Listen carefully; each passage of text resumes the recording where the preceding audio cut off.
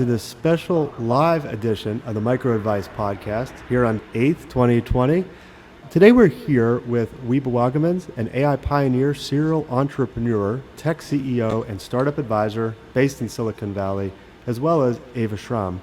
Eva is a Dutch journalist living in the San Francisco Bay Area and working as a U.S. correspondent for several large Dutch publications. Her focus is on tech, innovation, and diversity in Silicon Valley. Wiebe, Eva, thank you so much for taking the time to be with us here today. Of course. You're welcome. Thanks for having us. Absolutely, this is great. I'm thrilled to do this in a live setting. So when we last spoke, you had mentioned you two co-authored a book that is coming out soon titled The Secret of Silicon Valley. And I read a pre-release. Thank you for sharing that with me. And the version that I saw really highlighted on some key points I found to be incredibly insightful, and want to talk through some of those with you today. So first off, just for the listening audience, why did you write the book, and what is the high-level concept about? Yeah, so we wrote the book, Secret of Silicon Valley. It came out in Dutch 2 weeks ago. The English version is coming out this week on Amazon. And the reason why we wrote it is very simple. It's the pay it forward principle. For the last 15 years, next to my regular job as running startups, I have been both on boards and mentoring startups.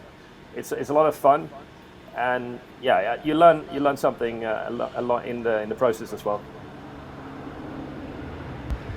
Yeah, I have a good friend of mine who's a professor at a college in Pennsylvania. And he's published several books, and I know he and I have spoken, regularly on the process. It's a lot of work, so congratulations to both of you for getting this out. I know it's an incredible lift. So I know you're both from the Netherlands originally. In the book, you mentioned that China, and not Europe, is actually catching up to Silicon Valley. So why is that? And even in addition, can anything be done to leverage lessons learned and best practices from each region so that entrepreneurs can benefit from what region Europe or US or North America, China may be doing effectively? So we focus on Western Europe because that's where we're from, and China is catching up because they're just putting up way more capital, both in early stage and late stage startups. And our argument for Western Europe is like, stop spending 100,000 here, 100,000 there, put up millions and fund the best ideas and the best startups, so Europe can keep, or it can have some, role in the international field of innovation. Well, I think Wiebe knows more about Chinese entrepreneurs than me, so I'll let him take that part. Yeah, it's interesting. I mean, number one, there's an economic reason, right? China is kind of, I always call it the most capitalistic country in the world. So it's kind of funny because they have this overlay where it's ruthless capitalism, mm-hmm. And a lot of the younger generation has fire in the belly, which is required for to become an entrepreneur. We see it similarly, but to a lesser effect in India. But the amount of startups and growing in China, I would say the only thing is that it's still very much focused on the domestic market. You see very few players like TikTok breaking through internationally. But still, I mean, the Chinese market is large enough to do damage, right? And we've seen that with the whole WeChat ecosystem. On the flip side, the average education level in Europe is pretty good. You would say that based on education, where it all starts, as well as with the welfare states, that Europe has a pretty good seeding ground for startups. And it turns out the opposite is true. So they kind of, if you look at the numbers, they were a player for sure, but it's never caught up anywhere close to the growth rate in the US. And mm-hmm. They were behind already, and they haven't caught up really. And if you look today, most of the market share of Europe in the VC capital, which is for us a proxy for innovation, we actually see that they lost that market share to China, and that is really interesting. I think it's part of it is the economic trigger. On one hand, they have a safety net So you would think that they would be more daring, but the opposite is true. Let me ask you this. Can you teach entrepreneurship? Or is it something that can be taught, or can the methodology be taught, but the psyche of, a team or someone risking to give it up at all to start his or her company, can you teach that, or is that innate to the person? I think part of it's innate to a person. Some people are just too risk averse to put it all on the line, I think. Mm-hmm.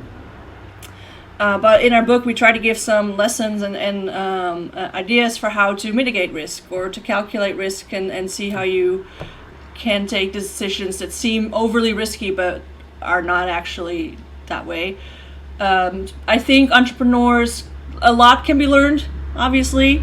The mechanics of it, I'm sure everyone could learn. But the willingness to take risks, to put it on the line, especially in a country like the US where you don't have as much of a social safety net if you fall flat on your face, or statewide at least. That daring, that has to, or Wiebe calls it fire in the belly. I think that has to be homegrown a little bit, yeah. Do you agree, Wiebe? Yeah, I think it's part of it is what happens at a very early age.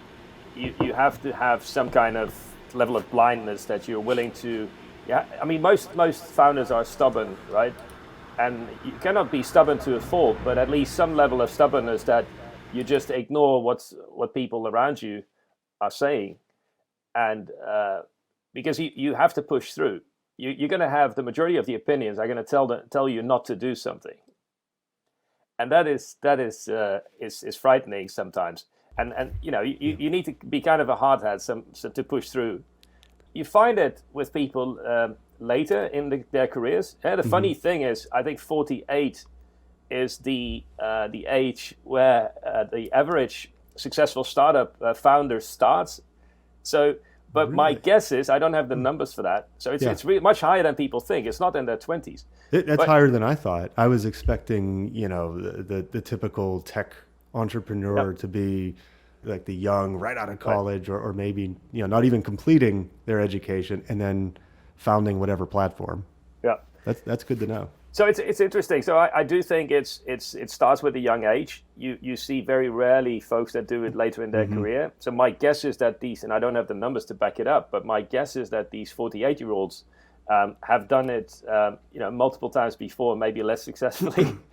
The interesting, but there must be, in order to be a 48 age average, there must be plenty in their 50s and 60s as well. That's right. So my guess is that it's more than the 10,000 hour rule. Maybe it's the 20,000, 30,000, 40,000 hour rule. That it just takes a long time to get it right and to build the experience. Yeah, that's fantastic. That's really insightful. So you had mentioned both of you had mentioned in the book, I read a passage and it says the customer focus is the cornerstone of good entrepreneurship. So what are the circumstances where you may have seen this executed well and vice versa, not so well? If I could start, I would say a great recent example is Zoom versus Hangouts and Microsoft Teams and WebEx. The big companies, you got Google with Hangouts, you got Microsoft with Teams, you got Cisco with WebEx, and they just get their ass kicked. And it's fundamentally because what he was doing, the founder, he came from Cisco, and he was on the WebEx team for many years, and he was maniacal about the customer experience. And when he built his company, he first and foremost focused on having better video compression and less lag, higher quality calls. So that's the starting point. So he had to solve a technological issue. But all the way from there, it became, what Peter Drucker calls, there's only R&D and marketing. And in the part of marketing, it became a distribution play. And next to the distribution play, obviously, the whole ease of use, right? So that it's so much simpler to use. There were privacy issues, so I would say that's a downside, that he took some shortcuts to make it more easy to use.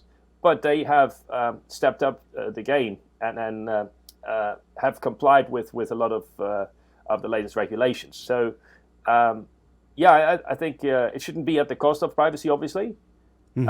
But he's done a tremendous job in just ease of use. And as a result of that, built brand preference and then went through what we call a B2many distribution approach. He went to the boardrooms in the Valley and went from there. It wasn't, in the beginning, it wasn't, as far as I understood, it wasn't a direct to enterprise sale through the sourcing departments. It was like Slack, it went through individuals who then started spreading it inside their companies. So a B2many approach, as we call it.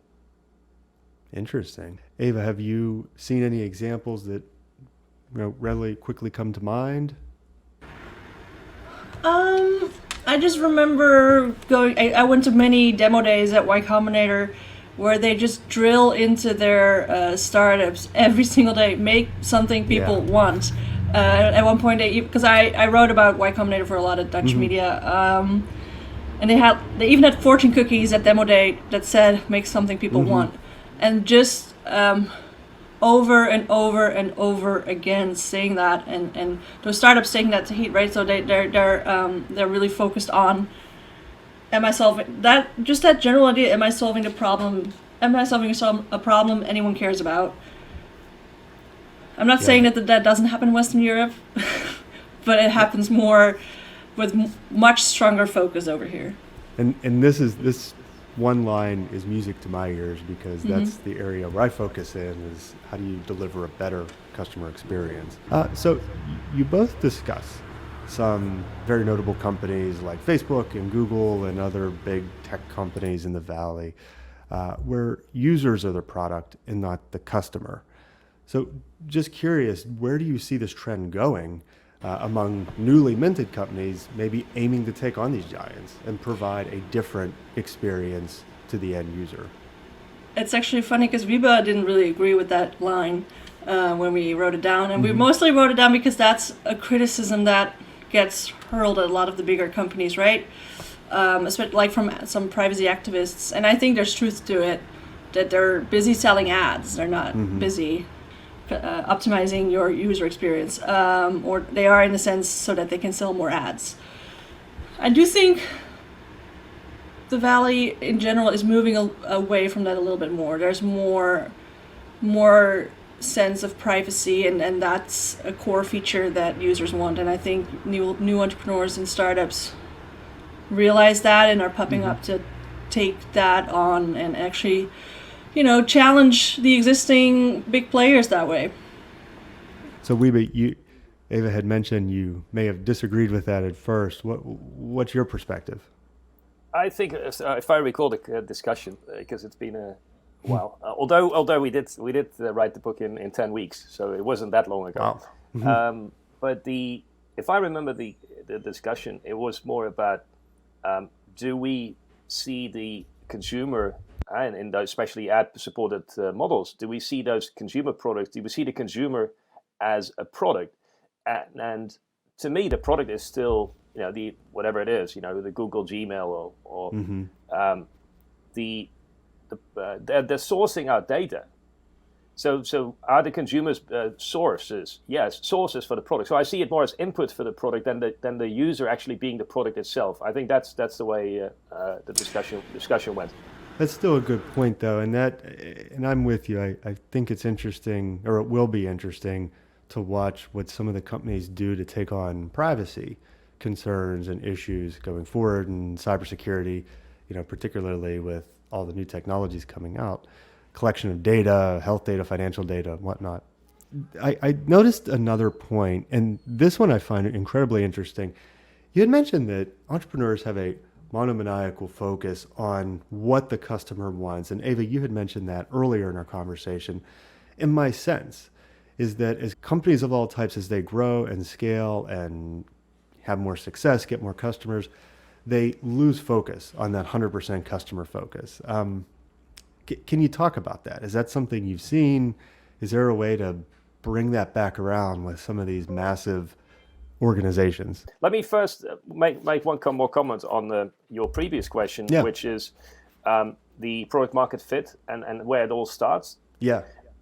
I read a blog post which is quite interesting. It's a concept that we've been all using in the startup world for a while now, which is not just the product market fit, but even having a marketing approach before you start writing a single line of code. Okay. For example, waitlist management. So what you're doing is before you test, obviously you have tests, right? Like we do with the app business, we all test in Canada, and then we have beta testers there.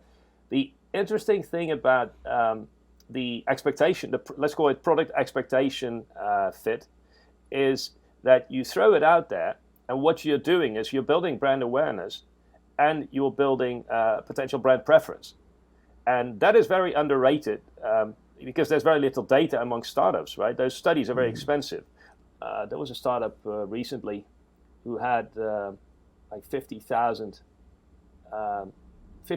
folks on the waitlist. I'd never heard of them, but brilliantly done. This company that just got funding for a glucose meter. So they partnered with a hardware player. The hardware player has a Band-Aid, a plaster that you put on your arm, and there's a small needle there that I think it stays on for a couple of weeks, and then you throw it away. What that company does is it measures in real time your glucose. You then you look at it on your browser or your app. You look at your glucose levels, and then it provides you with advice on, hey, you just ate a banana. Now you're with a huge glycemic index, and now you can see how your insulin spiked and the glucose rose as a result of that, and this is what it does to your health. So that one just got, just out of the blue, right, to get 45,000 people on their wait list with, I think the first month's subscription was $600. So this is insane, right? I'm not saying the market isn't there. I'm not saying, and they probably tested the product market fit. Sure. But to go out with that price level and then build a wait list of 45,000, I think that's a remarkable feat. Yeah. So there's a good learning there. That was my first part of the answer. So you have in the early stage, it's not just about the product market fit. Sometimes I call it product feature fit. But in some cases, you really want, especially B2C, you want to test the market, and you want to do that with the expectations, like a wait list, because like in the old days in Tokyo, I remember they opened the first Häagen-Dazs shop, and they would hire 100 students to line up around the block, and then send somebody, a journalist there for pictures. So and that everybody feels the scarcity, and the next day they actually line up 3 blocks around because this is the new place to be. So that type of expectation setting is absolutely crucial for startups, and I think that's the penetrating more and more. Second part of your question is, so later stage company, how do they do it? Well, a part of it is, a lot of people are not there to build a company anymore. They're there to keep their seat warm in a large company. And you also have the issue of the lowest common denominator, right? If you're in a big room with a company and the decision on the product roadmap has to be made, or a customer experience, any innovation, it's super easy to have one person in the room who shoots it down. Because you can always say, well, you don't have any data for that. Boom, it's over. If you don't stand up for innovation, for user experience, and you push that through, which, like you said, has to be very focused, very maniacally focused on the experience, then you get into stuff what we see with Microsoft, right? They have the most brilliant engineers in the world. The Microsoft, I would argue that the Microsoft R&D lab is probably still number 1, number 2 in the world. But then you look at throw out into the market, that's what I'm talking about. This is where you lose it. Yeah, that's an interesting point where, as there's more cooks in the kitchen, there's more opinions. It becomes more bureaucratic. It starts off with this amazing product, and then as everybody adds in their flavor, their perspective, it really gets almost watered down before it actually goes out the door.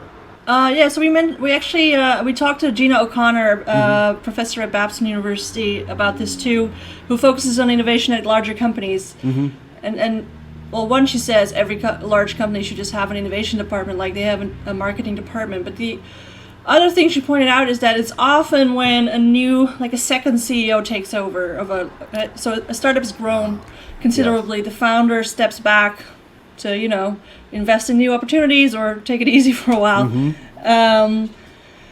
And that second CEO, they might be public, but the company might be public by that time. That second CEO is focused on getting everything streamlined and making the shareholders happy, being efficient, and that leaves little room for large expenses and figuring out innovation and figuring out the next feature the customer wants, but optimizing the features you already have and making it more efficient so you're making more money. So it's interesting. She says usually by the third or fourth CEO, a larger company will figure out that they need to, like, their markets are, they need to find new markets for new products, because otherwise they're never going to continue to grow. So she sees this little evolution of CEOs in a company depending on how old the company is.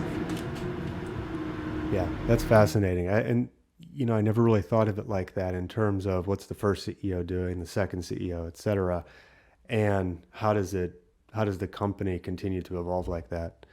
The book itself is around the secret of Silicon Valley, the lessons. What are some, like, 2, maybe 3 key ideas that you would want to impart on every entrepreneur to focus on as table stakes when they get started or are considering getting started? Yeah, it starts with openness, which is quite unique. You don't have that to that extent. People are direct, right? You have a lot of straight shooters in New York, but the openness with information and sharing is not to the same extent. Same in Boston, same in Seattle, LA. I find that unique to the Valley, more unique than other places. Europe is frighteningly closed. So you have startup hubs or even startups that are in the same hub, and they don't even talk to each other. So that is really remarkable. I would say it's really about the culture, and then the technique how to break through is networking with the pay it forward principle, as we described in the book. And the networking that doesn't come naturally for a lot of people, right? Especially not the Asians or Europeans. But it takes practice, but it works. And especially now, you don't need to be based in Silicon Valley to do the networking with the folks there. So I would say grab the opportunity. Go on LinkedIn, go on Zoom, spend 20 minutes with someone, and you'll get referrals. You'll talk to interesting people. You'll find experts and answers to questions you're seeking. A concrete point would be, and that's one of the first steps I always undergo with the startup, is that I advise is you might have a board, but set up an advisory board as soon as you can. Put a couple of percentage points of your cap table and allocate it to an advisory board. Could be scientists, if that's applicable to your startup, but it could also be a distribution experts. It could be somebody who focuses on the emotional intelligence of the founder. It could be just to make sure that you cover. What I find the biggest problem is not, in my view, the product market fit. My biggest issue that I'd like to see solved with startups that I'm working with is, are the founders receptive enough to embrace new ideas? And in order to do that, it means that they have to move their blind spots into weak spots.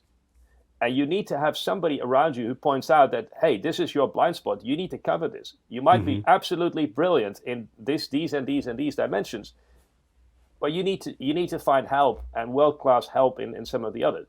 And not all founders are receptive to that. And that's, to me, is one of the first signs of failures, if they're not receptive. So that's one. Other is basic table stakes, as you call it. Clean cap table. We see a lot of dirty cap tables with dead wood on the cap table outside the valley. There's still VCs and seed investors in Europe in particular that just want to screw over the founders, and it's less prevalent than it was 10, 20 years ago, but it still happens. Yeah. I would add that we talked before about how you, as an entrepreneur, you can't really teach the daring, putting it on the line, but we're hoping our book inspires to do so.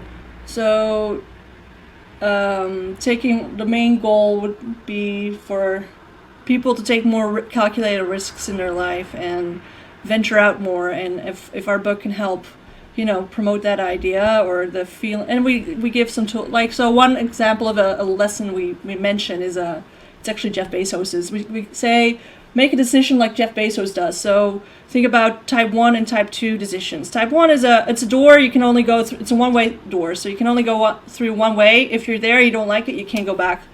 But most decisions are two-way doors, so you can step through the door.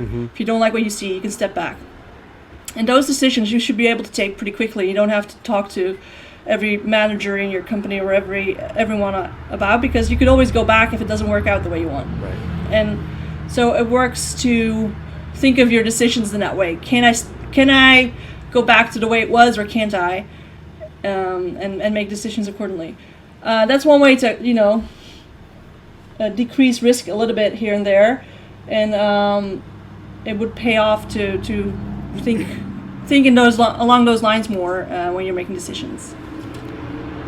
Yeah, that is an excellent point, and it seems to me some of the more, I don't know, successful entrepreneurs who get their item off the ground or their product or service, it's the willingness to take the risk, but also okay with making mistakes. And I've seen some founders that they strive for perfection on the first time, and the idea never makes it to fruition because they're constantly iterating on making this idea perfect, but it never becomes a product where it's out in the wild and you can. So is that something you've seen as well, where it's okay to maybe get something 75%, 80% there, and then throw it out there and see what people say, take the feedback, iterate, make it better? Yeah, I mean, that's to me the definition of an MVP, a minimum viable product. And what that means is that you have a product that is in what we call in Silicon Valley good enough, and that you just you have it, you at least you're over the threshold that the product market fit is there, but it doesn't mean the product is perfect. Right. And you then build upon it, and it could take another year before you're really happy with it. Sometimes what happens is because you want to throw, everybody would prefer to throw a perfect product on the market, but you don't have the time, you don't have the resources, and you also want to make sure that the key question is not, do you want to throw a perfect product on the marketplace? The key question remains, can you prove that you have a product market fit and have traction? That are what we call, are the dogs willing to eat the dog food? And are they willing to pay for it? And then you iterate on that. And there's cases, the way you get around it sometimes is by going to early adopters and giving them, for example, a discount on the first couple of months. So that at least they feel that they're not being abused. But some of them they don't mind a couple of bugs. But at least there's something there, and you grow from there. So there's different tactics to get around the issue that you're not going to go after somebody who spends a few $100 and is not happy with the product performance from day one.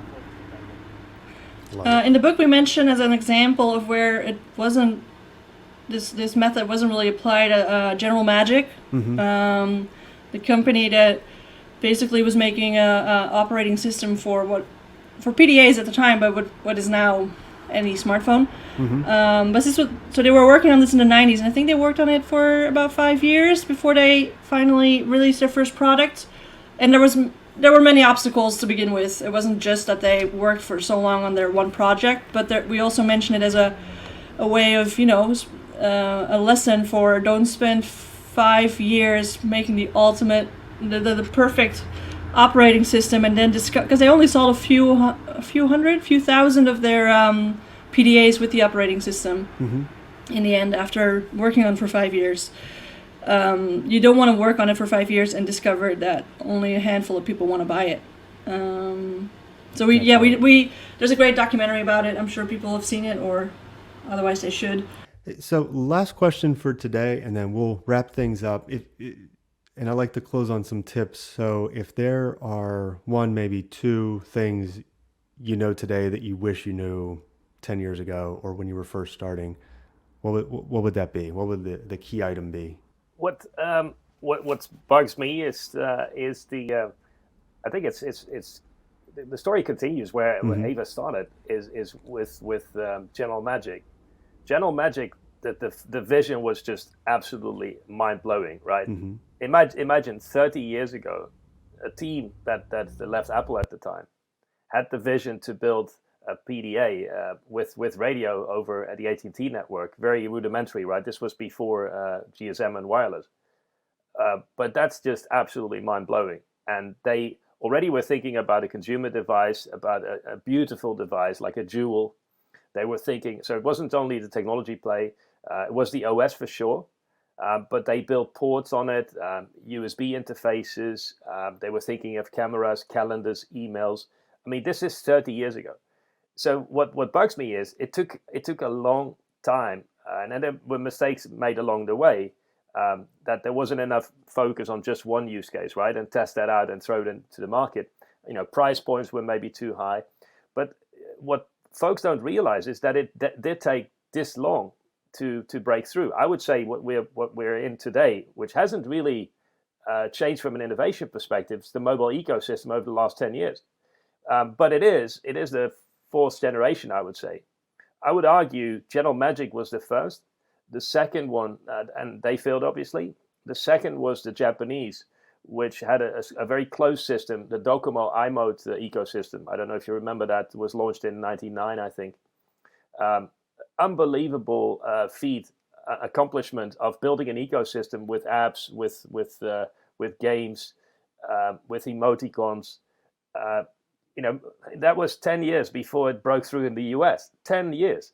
So but Wow. and they had mobile payments that we don't even have on Android and the iPhone today. So I found it amazing because in a sense Japan went backwards 10 years ago when they also adopted the Android and iOS platform. That a lot of these people had the old chip, so they had to carry around two phones because they had the payment Mm-hmm. chip from Sony and Docomo in the Mm-hmm. other phone to pay in the stores and to in the subway to just swipe it and pay for it. That was in their phone already, I think 15 years ago, 13 years ago.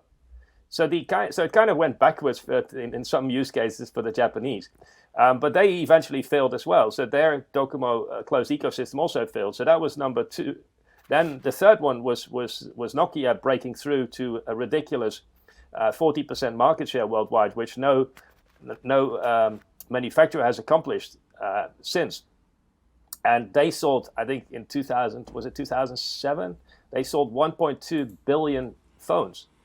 And some of them smartphones that never saw the light of day in the US. That was tremendous. And then you had the what we saw in is even today. I think the amount of iPhones being sold is 100, 200 million. So a fraction of what Nokia sold in those days. The carriers were blocking the smartphone sales of players like Nokia back in the day. And then what Steve Jobs did, he had some tremendous innovation on product level when he launched the iPhone. And some of the folks from General Magic actually behind Android. So it all comes full circle. That they then got acquired by Google, and some folks from Nokia actually went to Apple and built the iPhone. But it wasn't only the product innovation, had the ease of use of the first iPhone, because it was in effect it was a terrible device if you compared it to some of the smartphones out there in Europe and in Japan at the time. Not all of it. I mean, there was certainly innovation. The touchscreen was much better than some of the others. The bottom line is, if I would go back, it was understanding these pieces of the ecosystem, and if you could do it over, that is where some of these players made tremendous mistakes, and lacked innovation. And then one of the big things that broke through wasn't the product innovation necessarily. It was that Steve Jobs had failed with an earlier phone with Motorola, and I think it was called the Roker. It was an Apple Motorola phone, completely bombed in the market. And then what he did, he signed a deal exclusively with AT&T to distribute the iPhone. Without that exclusivity, And that special deal, the iPhone would have never seen the retail stores. So now we're here 10 years later, and it's kind of amazing. You know, we've ridden the wave. There's a lot of stuff happening. There's millions and millions of apps in the ecosystem. But it's kind of funny, right? The biggest innovations on mobile are already like 10 years behind us, and the Ubers and Wazes of this world. So, if I were to tell someone something to myself 10 years ago, it'd be buy shares in Tesla.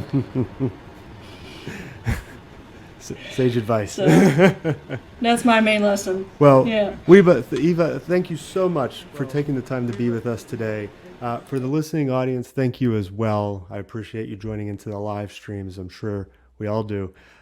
In case you missed this, we'll have this recording up onto the Microadvice channels, such as YouTube, Spotify, and iTunes, so you can listen to it again and again and again, and understand all the great gold of advice that we've learned today. So thanks again. Have a good week, and we'll hopefully see you back here, same place, same time next week. Eva, Weba, thank you. Thanks for having us.